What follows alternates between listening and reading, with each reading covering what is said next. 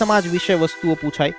હવે તો કે ભાઈ વિકાસ પ્રક્રિયામાં નાગરિક સમાજનો ફાળો આપણે કેટલી રીતે જોઈ શકીએ? તો કે જો આ બધા જ મુદ્દાઓ તમે જો, આ મુદ્દાઓ તમારે ક્યાંક ને ક્યાંક લખવાના રહીએ। પહેલી વસ્તુ હિમાયત અને નીતિનો પ્રભાવ, રાઈટ, સરકારને એવી નીતિઓ સૂચવશે કે ભાઈ તમારે કઈ કઈ વસ્તુ કરવી જોઈએ। સામાજિક ગતિશીલતા અને સશક્તિકરણ, લોકોને પોતાના હક વિશે જાગૃત કરીને સશક્ત કરશે।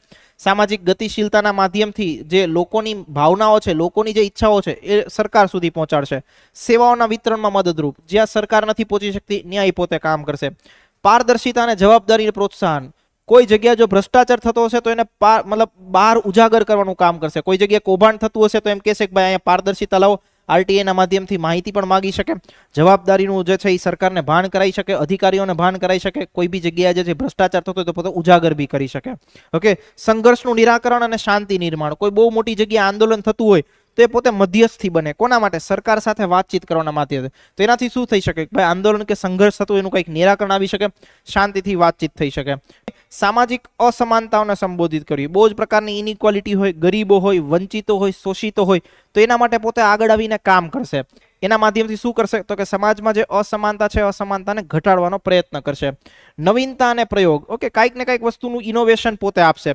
ઓકે, ઇનોવેશન કરતા રહેશે, કોઈ પણ પ્રકારની નવીન નીતિઓ સૂચવતા રહેશે, કોઈ વૈકલ્પિક નીતિઓ સૂચવશે। સરકારને એમ કહેશે કે ભાઈ જો તમે આમ કરતા હતા એને બદલે આમ કરો તો લોકોને ફાયદો જે છે એ વધારે થાય। So some kind of the innovation જે છે એ પ્રોવાઈડ કરશે। તો કે પર્યાવરણ રક્ષણ અને ટકાઉ વિકાસ, ઘણા બધા એવા એનજીઓ અને ઘણી બધી એવી સંસ્થાઓ છે જે ખાસ કરીને પર્યાવરણનું રક્ષણ કરવા માટે છે। ઓકે, અને પર્યાવરણનું રક્ષણ થાય તેના માટે લડે છે। કોઈ કંપનીઓ જે છે એ કંપનીઓ પર્યાવરણને નુકસાન પહોંચાડતી હોય, સરકારની કોઈ એવી નીતિ કે જે પર્યાવરણની વિરુદ્ધમાં હોય તો ત્યાં એ પોતે લડશે અને પર્યાવરણનું રક્ષણ કરવાનો પ્રયત્ન કરશે। અને લાસ્ટ, સરકાર અને નાગરિકો વચ્ચે મધ્યસ્થી, મેં તમને કીધું એમ કે ભાઈ સરકાર નાગરિકોની કોઈ ભાવનાઓ જે છે એ નાગરિકોની ભાવનાઓ, નાગરિકોની ઈચ્છા જે છે એ સરકાર સુધી પહોંચાડશે। ઓન ધી અધર સાઈડ સરકારના જે પણ નીતિઓ છે, સરકારની જે સેવાઓ છે એ નાગરિકો સુધી પહોંચાડવાનું કામ કરશે। તો બંને વચ્ચે જે છે એ કડી રૂપ તરીકે જે છે એ કામ કરે છે। ક્યાંય તમને નાગરિક સમાજનો પ્રશ્ન પૂછાય કે એમની ભૂમિકા શું છે, આટલા મુદ્દાઓને તમે લખી શકો।